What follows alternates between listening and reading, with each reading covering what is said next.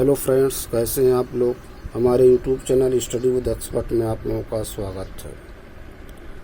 Friends, घटना चक्र की मैगज़ीन है। आर्थिक एवं सामाजिक विकास से संबंधित ये मैगज़ीन है घटना चक्र की, जो आती है। ये लेटेस्ट जो अपडेटेड मैगज़ीन है 2024 की, उसको मैं लेकर के आया हूँ। इसमें कुछ बहुत ही इम्पोर्टेंट टॉपिक हैं जिस पे मैं आज चर्चा करना चाहता हूं दोस्तों। बहुत अच्छी मैगज़ीन है ये। घटना चक्र की जो भी मैगज़ीन आती हैं, ठीक है, उसको पढ़ना चाहिए। उसमें जो टॉपिक दिए हैं सब बहुत इम्पोर्टेंट। तो फ्रेंड्स देखिए, आज हम लोग हरित क्रांति से संबंधित है ना जो टॉपिक है उस पर चर्चा करेंगे, ग्रीन रेवोल्यूशन। ठीक है दोस्तों। फ्रेंड्स, आप लोग ज़्यादा से ज़्यादा हमारे यूट्यूब चैनल को लाइक कीजिए, शेयर कीजिए, सब्सक्राइब कीजिए। देखिए फ्रेंड्स, हम लोग कितना भी पढ़ते हैं लेकिन जब तक रिवीजन नहीं होता है ना, जब तक उसको रिवाइज नहीं करते हैं, दोहराते नहीं हैं, तब तक वो कन्फ्यूजन बना रहता है। क्योंकि देखिए, रिवीजन होने से जो रिकॉलिंग हो जाती है ना, रिकॉलिंग हो जाती फिर वो बना रहता है माइंड में, है ना। अदरवाइज अगर पढ़ करके छोड़ दिया जाए ज़्यादा टाइम तक तो फिर वो धीरे धीरे भूलने लगता है। जैसे आइए चर्चा करते हैं हरित क्रांति, ग्रीन रेवोल्यूशन। ठीक, कह रहे हैं 20वीं शताब्दी के 6वें दशक के अंतिम दौर की हरित क्रांति के प्रकृति का सबसे उचित वर्णन बीज, उर्वरक, जल तकनीकी करता। क्या? बीज, उर्वरक, जल, ये तीनों तक करते हैं।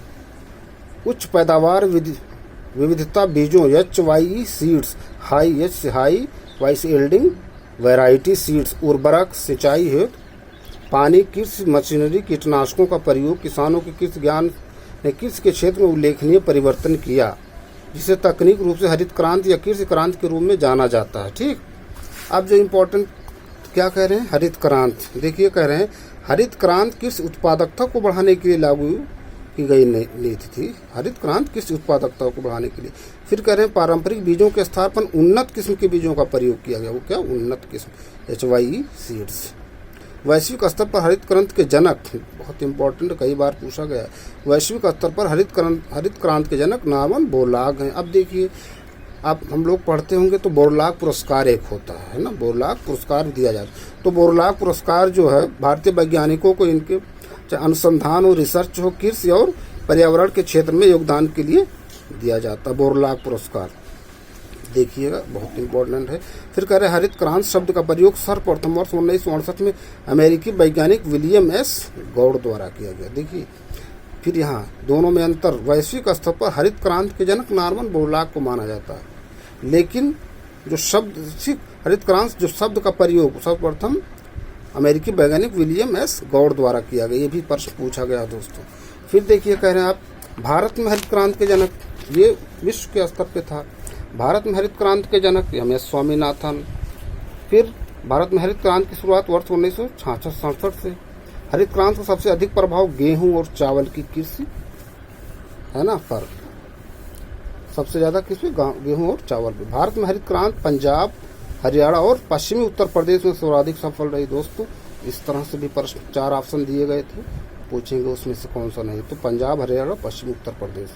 वर्ष 2006 में हुए विज्ञान कांग्रेस में भारत के तत्कालीन राष्ट्रपति APJ अब्दुल कलाम ने द्वितीय हरित क्रांति का आह्वान किया, द्वितीय हरित क्रांति। अब देखिए दोस्तों, PCS में पूछा गया था कि जो MS स्वामीनाथन जी हैं, इनको जो नोबेल प्राइज मिला किस क्षेत्र में मिला था, तो वो कृषि के क्षेत्र में नहीं मिला था उनको, क्योंकि हरित क्रांति के जनक माने जाते हैं भारत में। तो इसमें जो ज़्यादा बहुत लोगों को कन्फ्यूजन था, कृषि किया गया, लेकिन वो peace prize, Nobel peace prize मिला था उनको। ठीक है फ्रेंड्स, PCS में पूछा गया था। देखिए, है ना, कैसा जो है क्वेश्चन बन गया, क्योंकि हम लोग पढ़ते हैं कि वो हरित क्रांति के जनक है किस से संबंधित, लेकिन वो पीस में मिला। अब देखिए, फसल उत्पादन। फसल भारत के शीर्ष उत्पादक राज्य 2021-22। फिर विश्व में कह रहे हैं FAO के अनुसार फूड, FAO क्या होता है, FAO का फुल फॉर्म, इसका हेडक्वार्टर कहाँ है? रोम में है, देखिएगा सर।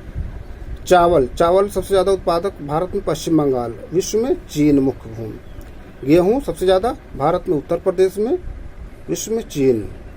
मक्का सबसे ज़्यादा कर्नाटक में और विश्व में संयुक्त राज्य अमेरिका। सोयाबीन सबसे ज़्यादा महाराष्ट्र में, विश्व में ब्राजील। गन्ना सबसे ज़्यादा उत्तर प्रदेश में, भारत की बात की जा रही है, विश्व में ब्राजील। जूट एवं मेस्ता भारत में, पश्चिम बंगाल में, और विश्व में भी भारत सबसे ज़्यादा जूट उत्पादक है ना। कपास सबसे ज़्यादा गुजरात में पैदा होता है, भारत में है ना। सीड कॉटन वर्ष 2021। मूंगफली सबसे ज़्यादा गुजरात में और विश्व में चीन मुख्य भूमि। अब देखिए यहाँ फिर क्या कह रहे हैं, प्रमुख किस क्रांतियां हैं संबंधित क्षेत्र। इस तरह से भी बहुत प्रश्न पूछे गए कई बार।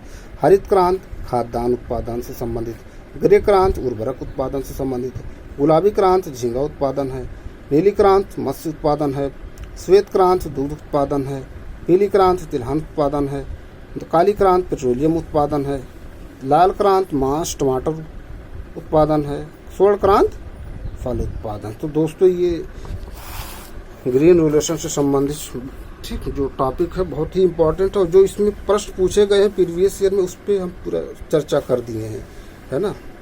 और ये देखिए एक बात इसमें जो हम लोगों ने जिस टॉपिक पर चर्चा नहीं की, अभी हाल ही में 5 लोगों को भारत रत्न दिया गया, जिसमें MS स्वामीनाथन जी भी शामिल हैं। बहुत इंपॉर्टेंट है। 5 लोगों में कौन कौन है?